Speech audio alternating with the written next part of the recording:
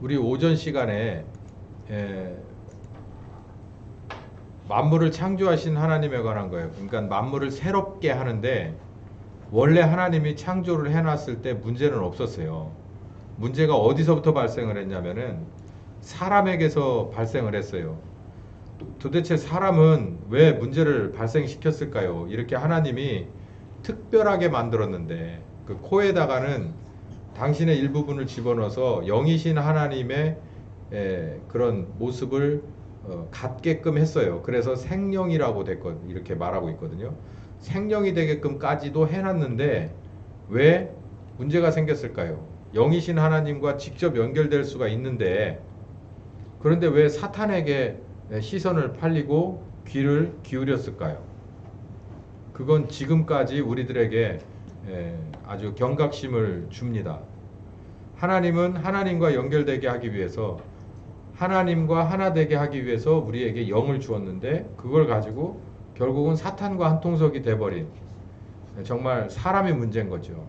하나님은 원래 그렇게 만들지 않았는데 사탄이 그리고 사람이 동조해서 그렇게 하나님의 안식을 어그러뜨려 버렸죠. 이 안식이 어그러지자 이 아담과 하와 개인의 인생이 어그러짐과 동시에 이 아담과 하와에 의지하고 있던 그 영역 하에 있는 모든 것들이 다 뒤죽박죽이 됩니다. 그래서 예수님께서 오셔서 이 모든 것을 바로잡는 해법이시잖아요. 바로잡는 해법인데 그 예수님이 어떻게 바로잡냐면 이따가 이제 나중에 가서 빛과 소금 얘기가 나올 거예요. 누가 어그러뜨린 거냐면 아담과 하와가 어그러뜨려서 그 이 깨져버린 그리고 흩어져 버린 에덴에 있는 각 부분 요소들을 다시 하나님이 원하시는 방향으로 원위치 회복시키는 깨진 건 보수하고 상처난 건 회복시키는 그 일도 하나님이 하신다는 거예요.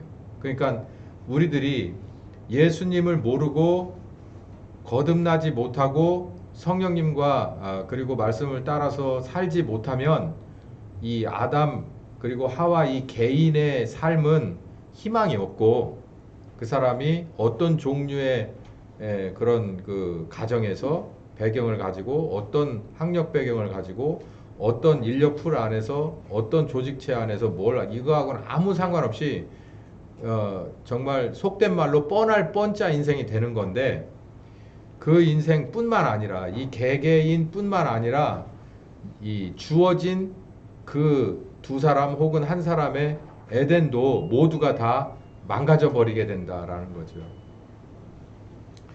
그래서 한동안 가정, 물론 지금도 진행형이지만 가정에 문제가 생겨서 또 이 남편과 아내, 이 배우자의 문제, 그리고 자녀와의 문제, 이 총체적으로 가정의 문제가 생겨서 있는 건 지금도 진행형이고 오히려 더 가면 갈수록 오리무중이 되어 가죠.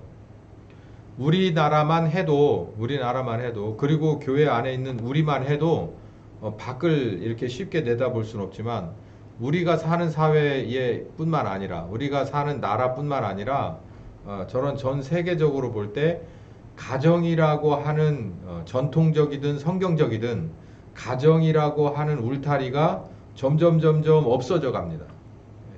근데 이걸 자연스럽게 받아들이는 건 더 문제예요. 그래서 뭐 자녀가 부모를 공경하고 말고 이런 차원에서가 아니라 이 큰 틀에서의 가정이라는 것 자체가 사실상 의미를 잃어가고 있어요. 그래서 무슨 뭐랄까요? 뭐 핵가족 지금은 뭐라고 말합니까? 뭐 핵가족 시대는 이제 대가족 시대에서 핵가족 시대로 넘어와서 뭐 3대가 모여 살다가 그냥 부부지간에 따로 분가해서 사는 그걸 이제 핵가족이라고 한다면 핵가족을 넘어서서 단일 한 사람이 그냥 한 일가를 이루면서 사는 그런 뭐라 그럴까요? 뭐 핵가정? 예. 뭐 정말 더 이상 쪼갤래야 쪼갤 수가 없는 그런 사람, 그런 가정이라고 그래야 되나? 그런 세대가 늘어나고 있죠. 그런 사람들이 가정이라고 하는 울타리는 이제 사실상 의미가 없습니다.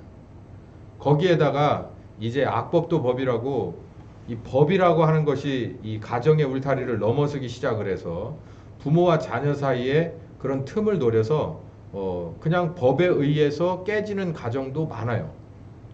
어떤 식이든 뭐 누가 잘했든 잘못했든 법이라고 하는 것이 그냥 칼날로 들어와서 그렇게 그냥 파일을 자르듯이 딱 잘라서 이쪽은 이쪽, 저쪽은 저쪽, 이쪽 사람들은 이 기관에, 저쪽 애들은 저 기관에 이렇게 그냥 법으로 처분해 버리는 것도 비일비재합니다. 어쨌든 이 아담과 하와가 제 위치를 찾아가지 못한다면 사실 우리들의 삶과 지금과 그리고 앞으로의 가정뿐만 아니라 미래가 없는 거죠. 우리들뿐만 아니라 이 모든 것을 하나님도 이렇게 불안정하다라고 이 문제의식을 갖고 계시다는 게 우리는 참 정말 감사한 일이죠. 그래서 이제 이 문제를 가지고 있는 이 사람들에게 하나님이 이제 뭔가 해법을 내기 시작합니다. 이렇게 서로 니니 내니 원인 파악을 하면서 서로가 서로에게 삿대질을 하는 이런 상황이 되고 결국은 이게 누구에게 하는 삿대질이냐면 하나님에게 하는 삿대질이에요. 그래서 아담 보고 물어봤더니 당신이 나에게 결혼하라고 중매서 준 하와가 먹으라고 했잖아요 라고 얘기를 하니까 하와는 뱀에게 또 손가락질을 하고 결국은 이 모든 것이 하나님 당신 탓입니다 라고 하는 거지 본인들의 문제다라고 하는 건 하나도 없는 상황이죠. 그래서 책임지려고 하지 않는데 결국 하나님이 책임을 지십니다. 그래서 만물을 구원하시는 하나님이에요. 그래서 여기를 조금 보면서 오늘 말씀을 이어가도록 하겠습니다. 창세기 3장 14절에서 24절은 굉장히 중요한 말씀인데요. 이렇게 처분하는 과정이에요. 그리고 해결하는 과정이에요. 하나님은 어떤 일을 하실 때 이렇게 두 가지 큰 흐름에서 일을 하십니다. 하나는 뭐가 옳고 그르고 뭐가 잘못됐느냐라고 하는 것에 대해서 이 처분하시는 거예요. 야, 이게 이렇구나라고 원인 파악을 해서 이 원인 파악에 대해서 어디서부터 문제구나라고 하는 것을 정확하게 집어내는 데서부터 시작해요. 그리고 이 문제를 어떻게 해결할래? 라고 하는 해법을 내는 거예요. 그러니까 첫 번째는 원인 파악이 있고 두 번째는 해법이 있는 거죠. 그래서 이게 사람이 첫 번 범죄를 저질렀을 때, 이 원죄를 저질렀을 때 하나님의 해법은 이런 식이었다. 근데 이게 똑같아요.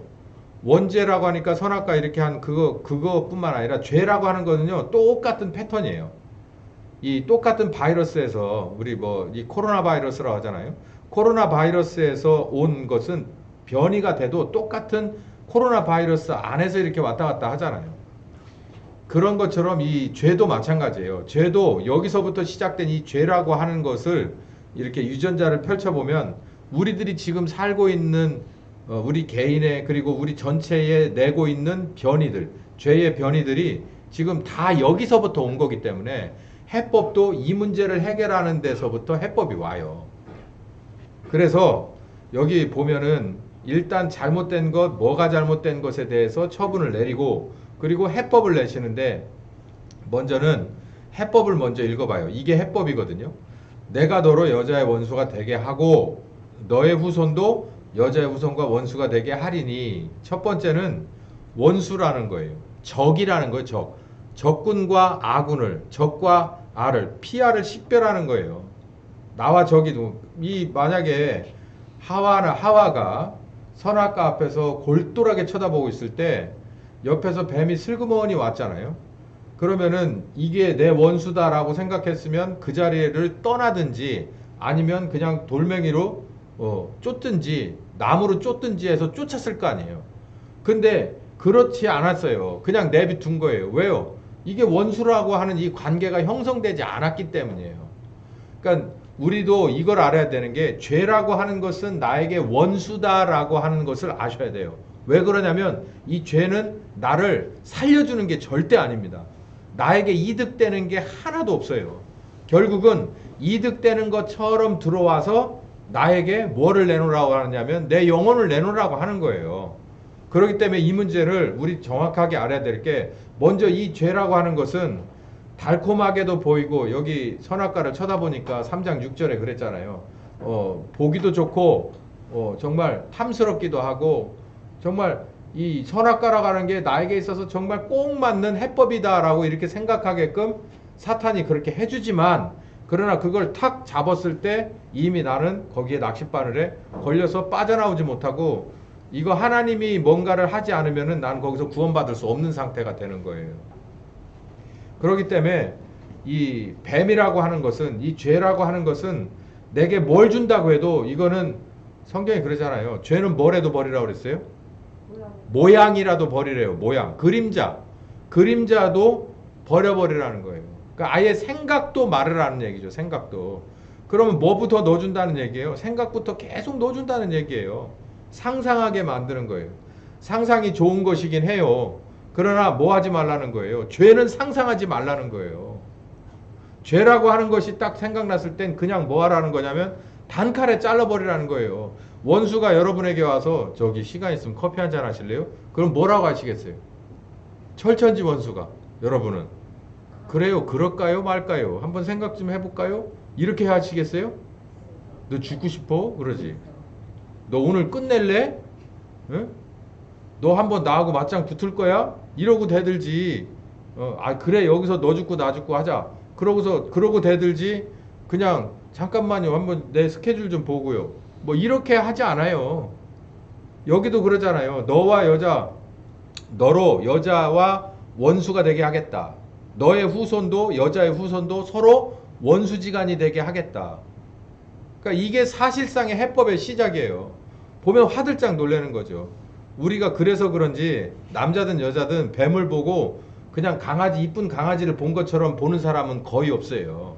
여러분 발밑에 지금 뱀 돌아다닌다고 생각을 해보세요.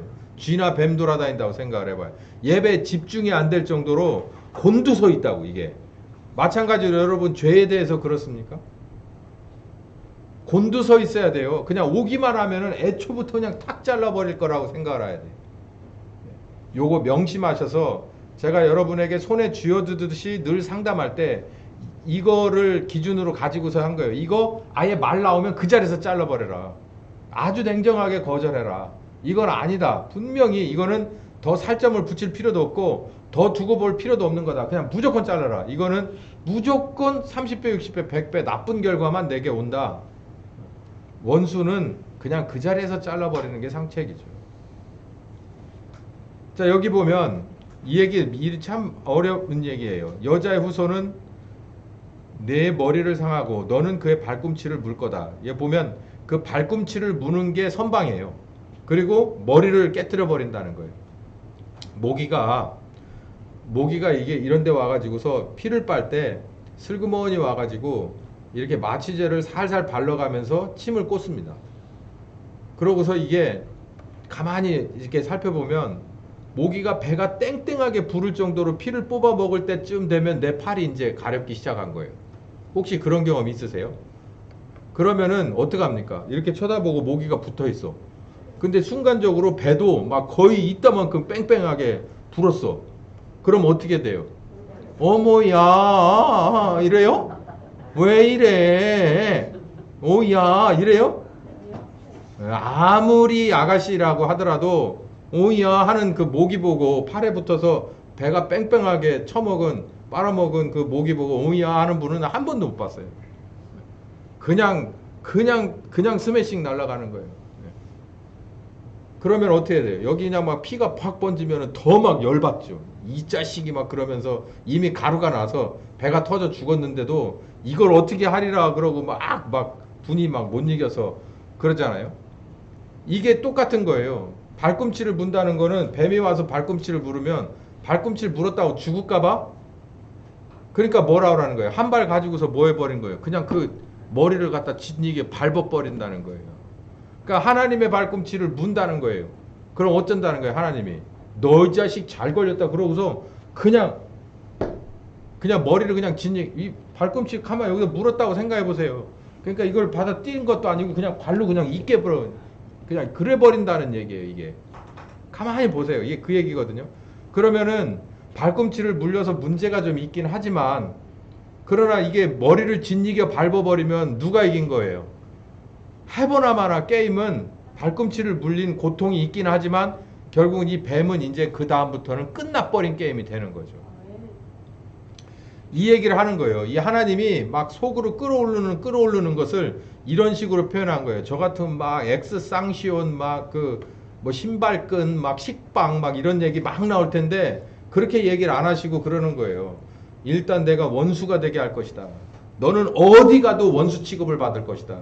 저주도 이런 저주가 없는 거예요. 어디 가도 도망 다닐 수밖에 없는 거예요. 하여간 걸리기만 해봐. 막 이렇게 너하고 나는 원수니까 그러면 어디 가서 얼굴을 내밀을 수가 없는 거예요. 그렇게 만들어 놓고 두 번째는 어떻게 할 거냐면은 네가 와서 나한테 와서 한번 물겠지만 그때만 오면 그냥 나는 뭐 할 거다라는 거예요. 널 완전 싹 이겨버릴 거다라는 거죠. 하나님의 분노가 이 안에 들어있는 거예요. 그러니까 이 분노 가운데 계신 하나님의 그런 편에 서야지. 그렇지 않고 누구의 자식으로, 어둠의 자식으로, 뱀의 후예로 남아있으면은 나중에 가서 어떤 일이 벌어지냐면 하나님이 그 분노를 거기다가 다 풀어내는 거예요. 그게 지옥입니다. 하나님의 분노는 영원히 가는 분노예요. 사실상 분노라기보단 죄 값이죠. 이 뱀을 처분했어요. 이보다 더 확실한 처분이 어디 있을까요? 이게 그 처분대로 이루어지는 게 계시록 19장.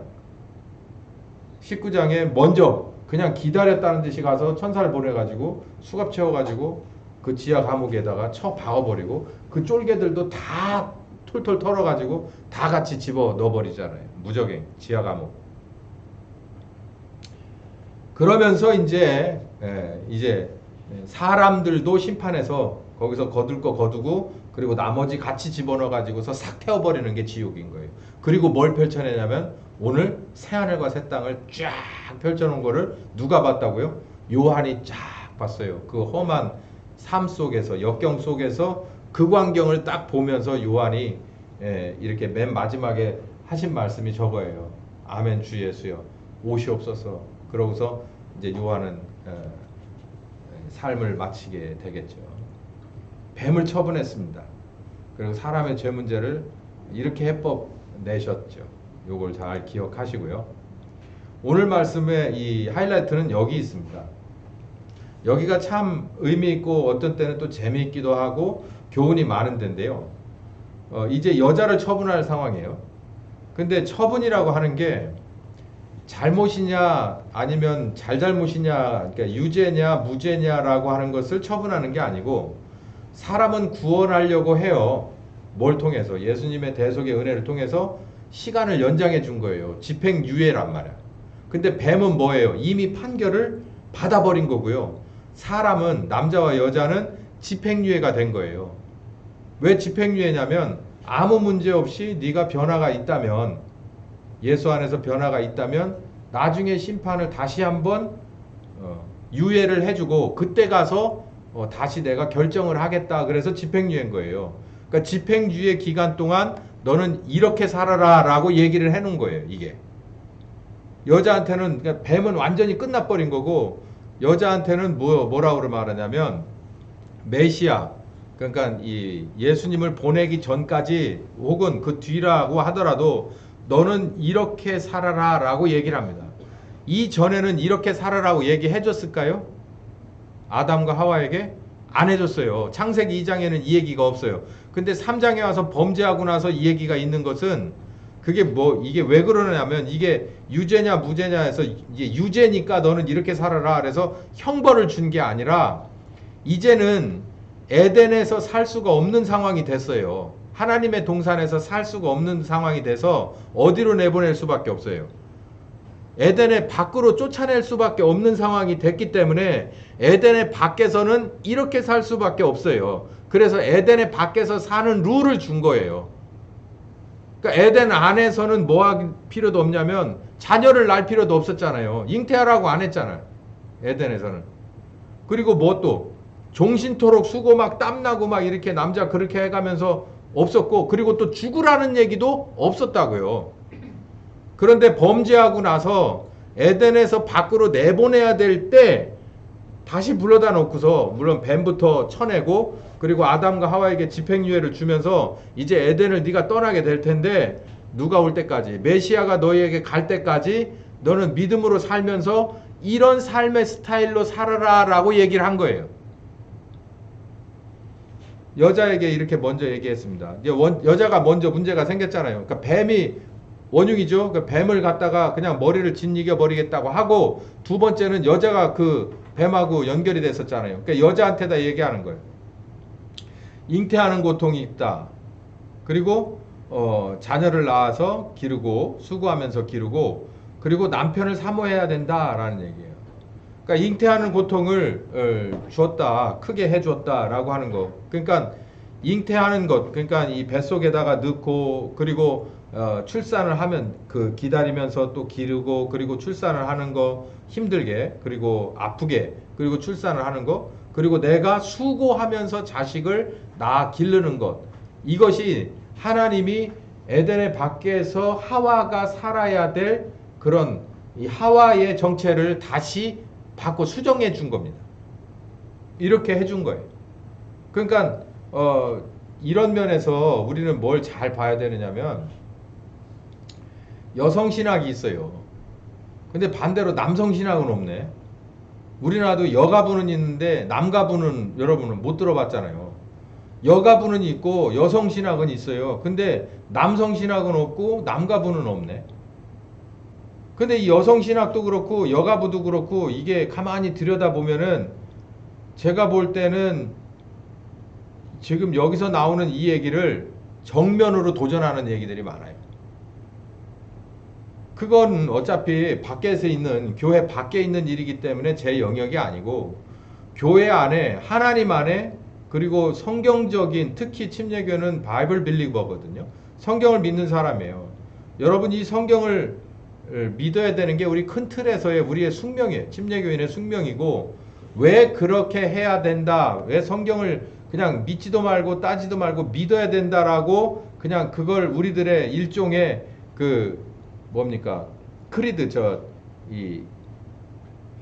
우리들의 정체성으로 이렇게 던져버렸느냐면은, 그 안에 이 진리가 우리에게는 가장 우리를 사랑하신 하나님의 최고의 방법이기 때문에 그래요. 제가 그걸 한번 증명을 해볼게요. 가만히 들어보세요. 에베소서에는 이게 맞는 짝이 그 안에 들어있지만, 요것만 가지고도 여러분 이렇게 보면은 재밌습니다.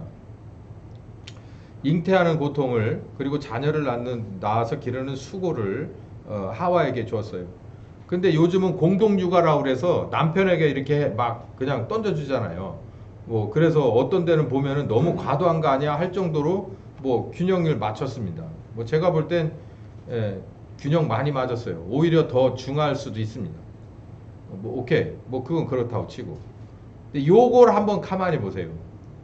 남편을 사모하고 남편은 너를 다스릴 거다라는 거예요. 이게 번역이 참 재밌는데, 이게 쉬운 일이 아닙니다. 왜냐하면 하와가 선악과를 손댄 데는 사실은 자기 문제라기보단 이 아담의 문제가 있었거든요. 아담이 자기가 볼 때 자기가 생각하는 것만큼 지혜롭지 못하고 사람이 약삭빠르지를 못한 거예요. 그래서 하와가 그걸 손댄 거라고요. 그러니까 구조적으로 하와가 배필인데, 배필이 뭐보다 똑똑하냐면 주체보다도 똑똑한 거예요. 갈비뼈가 사람보다 똑똑해 버린 거예요. 그러니까 하나님이 뭐라 그러냐면, 너는 네 위치로 들어가라는 거예요. 다시 위치로 들어가서 온전한 사람으로 만들어라. 갈비뼈가 사람보다 똑똑해서 되겠냐? 갈비뼈가 사람보다 앞서서 되겠냐? 네 위치로 들어가라. 그러니까 이제 막 속으로, 여기 듣는 대부분이 여성인데 막 속에서 끌어오르는 거죠. 뭔 소리 하고 있어? 진짜 그런 거야? 그러니까 요즘 같은 우리나라 사회에서 이 뭐라 그래, 지금 중년 아줌마들, 살짝 노년 할머니들을 이렇게 막 위시해가지고 목회를 해야 되는데, 그런 양반들을 이렇게 막 확 누르면 우리 교회 남전도에 뭐 힘도 없어. 뭐 아무것도 쥐락펴락 할 필요도 없어. 그냥 존재의 가치가 없는 사람들이야 다. 그런데 저만 외로이 서가지고 이분들하고 다 상대를 해야 되니, 제가 아무리 담임 목사라고 해도 쉬운 일은 아닌데, 성경을 가만히 보세요. 제가 여기다가 가로로 여기 썼어요. 자기보다 못한 남편을 사모할 수 있습니까? 이게 하나님이 준 거예요. 하와에게. 아니, 자기보다 못한 사람을 사모하고 그 사람의 명령을 받을 수 있어요? 그 사람의 다스림을 받겠냐고. 절대 못해. 그러면 반대로 놓고 봐봐요. 그러면 똑똑한 당신이 하는 건 뭐예요? 선악과에 손댔는데? 멍청한 아담은 그냥 당신이 준 거 따라서 먹었을 뿐이에요. 이거 제가 한 얘기가 아니고 여기 17절에 봐요. 읽어봅시다. 시작. 아담에게 이르되 네가 내 아내의 말을 듣고 내가 나더러 먹지 말라 한 나무 실과를 멍청하니 처먹은 죄가 있으니 이 말이에요. 그러니까 어떻게 보면 멍청하게 지 아내가 하라는 대로만 한 거예요. 근데 이걸 바꾸라는 거예요. 네 남편이 하라는 대로 너는 해라. 근데 가만히 볼 때 이거 이렇게 해가지고 왜 두 번에 한 번에 끝날 일인데, 아니 저희 집에서 펼쳐지는 일이에요. 예. 저희 집에서 펼쳐지는 일이 그냥 그래요. 아니 그거 그러지 말고 이렇게 하면 한 번에 되잖아. 아 그렇네. 그 일이 자주 벌어져요. 자주. 그렇다고 그 사람을 네 아래 두고 네가 그 사람과 하나의 돕는 배필의 그런 위치를 벗어나 버렸을 때 뭐가 온다? 누가 온다? 누가 찾아온다? 사탄이 찾아온다는 거예요. 사탄이. 이 점을 우리 여성분들은 명심하시기 바랍니다. 이 자기보다 못한 남편을 인정하고 그 사람의 다스림을 받을 수 있는 현명한 아내입니다. 현명한 아내. 만약에 이러면 또 안 돼요. 이럴 수 있거든요. 남편보다 모든 면에서 떨어져. 체력도 떨어지고 지력도 떨어지고 판단 떨어지고 뭐 공부하는 면도 떨어지고 뭐 운동신경도 떨어지고 하다못해 밥 먹는 것도 떨어지고 뭣도 다 떨어져. 그러면 안 돼. 그거는. 무조건 뭐 해야 되냐면 남편보다는 똑똑해야 돼요. 아내가. 그러면서도 숙일 줄 아는 사람이 100점입니다. 만약에요. 남편보다 떨어지면요. 어떤 상황이 되냐면 남편의 그냥 이렇게 뭐랄까 이렇게 목을 매가지고 저 목줄 채워가지고 끌고 다니는 그런 아내가 돼서는 안 됩니다. 안 돼요. 이러면 진짜 노예가 됩니다. 노예. 그러면 안 되고요. 남편보다는 똑똑해. 내가 줄도 채워줬어. 네가 나를 끌고 가는 것 같지만 사실상은 내가 옆에서 뭔가를 하지 않으면 이 배는 움직이지 않는다라고 하는 그 정도의 한 부분을 정확하게 책임질 줄 아는 거여야 돼요. 이게 현숙한 아내입니다. 하와가 되는 거예요. 자, 그러면 아담은 뭐 하라고 그랬냐면 아담에게 이르되 네 아내 말을 들은 죄가 네가 있다. 내 말 들어야 하는데 그러니 여기 읽읍시다. 시작. 땅은 너로 인해서 저주를 받게 됐다. 너는 종신토록 수고해야 그 땅에서 소산을 먹을 것이다. 그러니까 이건 누가 책임지라는 거예요? 아담에게 책임지라는 거예요. 아담에게. 누가 저주를 받았다? 너의 기업인 에덴 동산이 저주를 받았다는 거예요. 그래서 신사적이지 못해요. 뭘 해야 되냐면 나가서 밑도 끝도 없이 정말 쇠가 빠지게 가서 종신토록 얼굴에 땀이 흘러내리게. 이게 얼굴에 땀이 흐를 정도로 이게 이 땀을 내려면 처음에 땀이 나면 머리에서 땀이 나거든요. 그래서 모자를 벗습니다. 그러고 조금 더 있으면 이게 목덜미로 땀이 내려와요. 그러면 수건으로 목을 닦아. 이렇게. 그러다가 이게 지치면 땀구멍이 열려버리면 어디로 나오냐면 그냥 다 나와요. 다. 그렇게 해야만 너는 먹을 것을 구할 것이다 라는 거죠. 이게 누구냐면 네 잘못이라는 거예요. 네 잘못. 네가 뭐한 잘못? 네가 이 에덴의 최종 결재권자인데 그 위치를 지키지 못했기 때문에 너는 이제 이 에덴의 공격을 받게 될 것이다 라는 얘기예요. 땅이 너에게 가시덤불과 엉겅퀴를 내줄 것이다. 아니 어떻게 하나님이 에덴을, 그리고 에덴은 이 하나님이 만들어 놓은 영장인 아담과 하와를 위해서 창조된 곳인데 그 에덴의 땅이 어떻게 나에게 이런 가시와 엉겅퀴를 내줘요. 가시와 엉겅퀴를 먹고 살 수는 없는 일인데 너의 먹을 것은 밭의 채소인데 가시와 엉겅퀴만 나와. 이게 문제가 됐죠. 그래서 땅이 저주를 받아서 내가 먹지 못할 것을 내는가라는 거죠. 제가 이런 생각도 해봤죠. 농사를 짓는 사람들이 잡초와의 전쟁인데 그것 때문에 사실상 정말 우리가 먹으면 안 되는 농약도 어마어마하게 치거든요. 근데 만약에 이게 땅에서 내가 심은 작물 이외에 다른 신경 쓸 만한 잡풀이 나지 않는다면 아마 농사의 구할은 다 안 걸 겁니다. 신경 쓸 거 없을 거예요. 그리고 농약 검출 이런 거 신경 쓸 필요도 없겠죠. 거기 그런 데가 있어요. 어딜까요? 천국입니다. 천국은 하나님이 의도한 대로 되는데 여기는 아담이 의도한 대로 되지 않아. 왜냐하면 처음엔 됐었는데 아담이 잘못해서 그런 거예요. 그러니까 아담은 평생 동안 이게 내 숙명이야 라고 일하면서 뭘 깨닫게 되는 거예요. 계속해서 내 잘못이다. 이게 내 잘못이다. 뭐한 잘못? 내 위치를 내가 똑바로 지키지 못한 잘못이다. 내가 내 아내를 제대로 관리 못한 내 잘못이다 라고 하는 거예요. 그걸 평생을 그걸 느끼면서 살아라는 거고, 두 번째는 하와는 자기보다 좀 덜 떨어진 남편을 이렇게 아래로 보면서가 아니라 그냥 그래도 또 말 들어주고 이렇게 하면서 뭘 느끼라고 했느냐면 내가 하나님이 저 사람에게 준 권위를 무시했기 때문에 내가 뭐 받는다는 거예요. 내가 지금 이 상황이다. 근데 신기하게 하나님이 저 사람이 좀 멍한 것 같아도 저 사람에게 준 하나님의 그 권위를 인정하면 그건 하나님을 인정한 거거든요. 하나님을 인정하게 되면은 일이 잘 풀려요. 그걸 하와는 배워가는 거예요. 어딜 통해서? 그 남편 통해서가 아니라 누굴 통해서? 네 자식을 보고 배우라는 거예요. 네 자식을. 이거 뭐 눈치 빠르신 분들은 채셨을 텐데 남편은 진짜 말 그대로 남편입니다. 남편인데 자녀는 그렇지 않거든요. 그러니까 남편이 뭐라고 하는 거는 그냥 어느 정도 선에서 담을 쌓고 지낼 수가 있어요. 근데 자녀를 이렇게 들여다보면서 뭐 하면서 고통스럽게 수고롭게 자녀를 기르면서 뭘 배우느냐면은 아하, 내가 하나님의 뜻대로 하지 않았던 내 삶을 뒤돌아보게 된다는 거예요.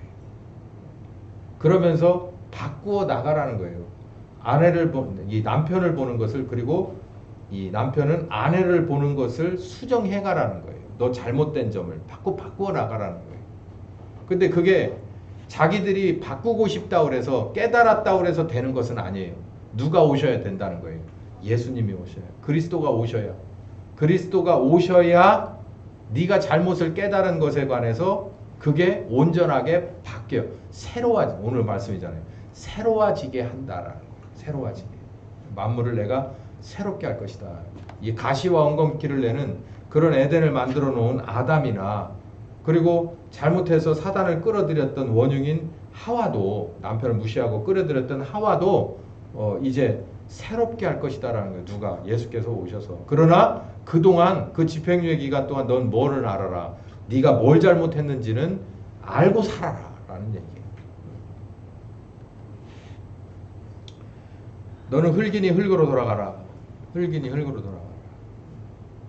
예, 여기서 제가 이 챕터를 끝내기 전에 요거 하나만 더, 여기는 이제 남성보다 여성이 더 많은 것 같아요.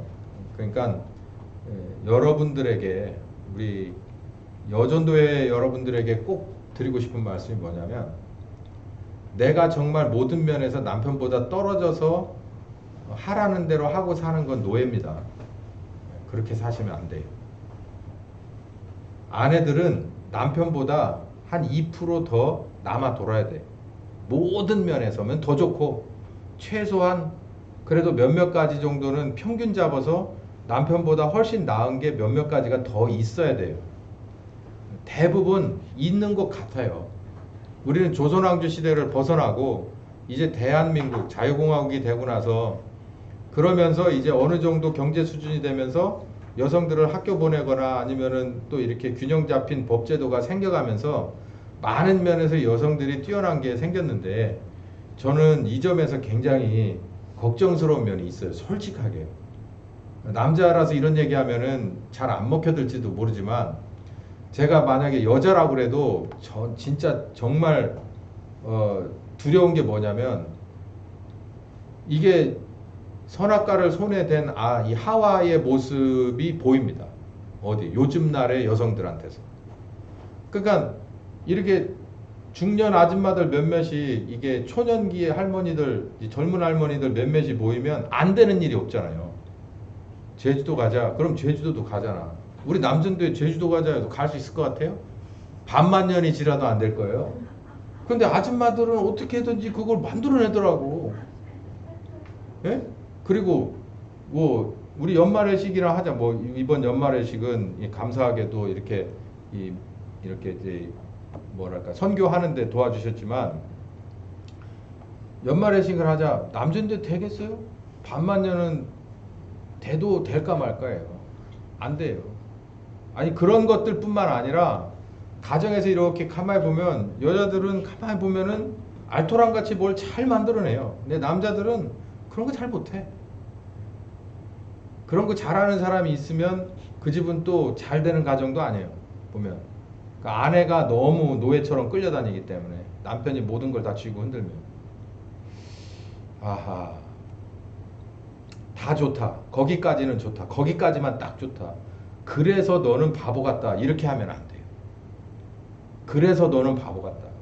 이렇게 마음을 먹어버리면 하나님이 뭘로 보느냐면 선악과를 따먹은 하와로 보는 거예요. 그러면 그게 어디로 다 가느냐면 남자가 잘못하면 그 죄값이 어디로 다 가요? 땅으로 다 가요. 밥 먹고 살기가 어려워지는 거예요. 땅으로 가는데 여자들이 잘못하면 그 죄값이 어디로 갈까요? 자식한테 갑니다.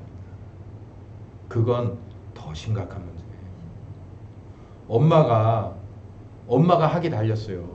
아빠가 아니라 엄마가 학이 달린 거예요. 엄마가. 제가 살면서 제가 그 결론이 났어요. 아빠는 아빠예요. 그냥 아빠야. 근데 사내 하이든 계집 하이든 엄마 손에 다 이렇게 되게 돼 있어요. 식성부터 시작해서 그 캐릭터가 엄마 손에서 다 주물럭주물럭 되게 돼 있거든요. 엄마가 현숙한 여자면요. 애들을 어느 정도까지 맞춰놓습니다. 남자가 이렇게 맞춰둘 부분만 빼고서라도 여자는 한 80%의 자녀 교육을 쥐고 있어요.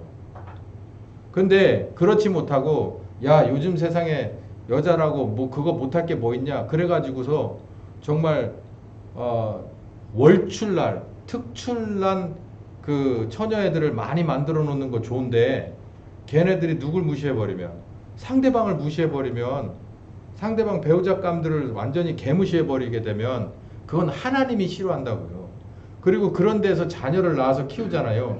그러면은 그게 제가 볼 때는 균형 잘 안 맞출 것 같아요.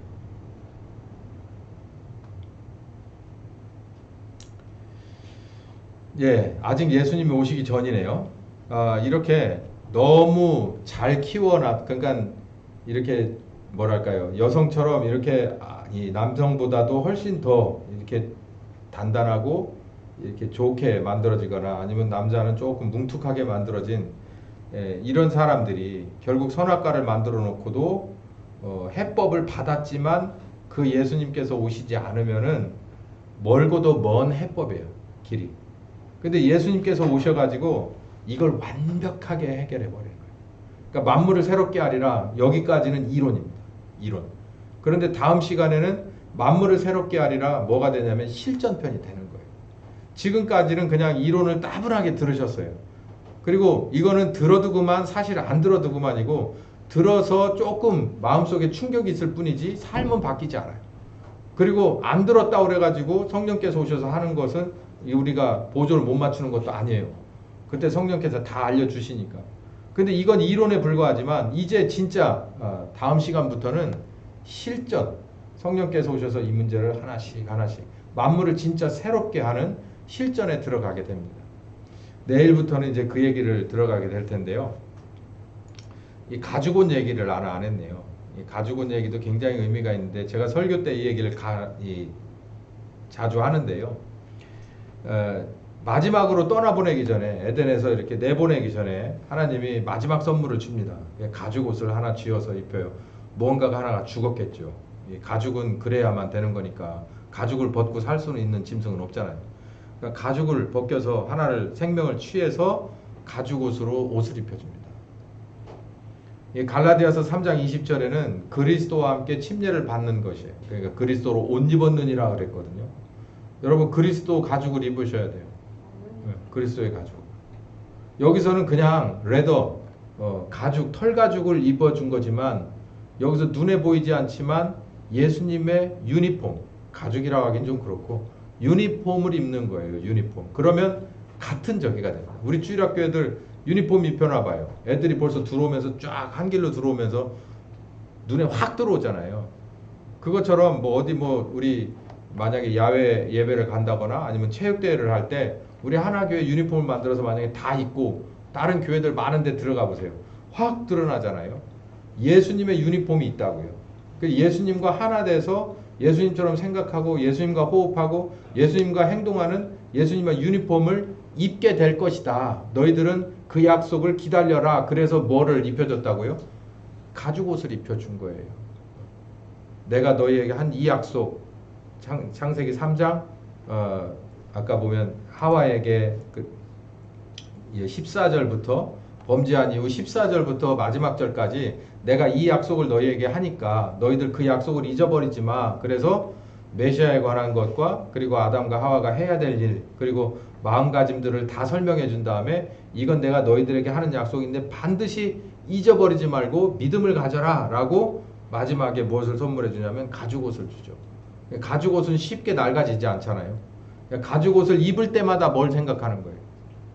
주의 만찬을 할 때마다 뭘 생각하는 거예요? 예수님이 나를 위해서 십자가에 죽으셨다. 값없 이 대가 없이 무조건 사랑으로 죽으셨다는 것을 우리가 잊어버리지 말라고 주의 만찬을 하는 것처럼 가죽옷을 입혀준 것도 뭐 1, 2년 입고 가죽옷이 떨어지겠습니까?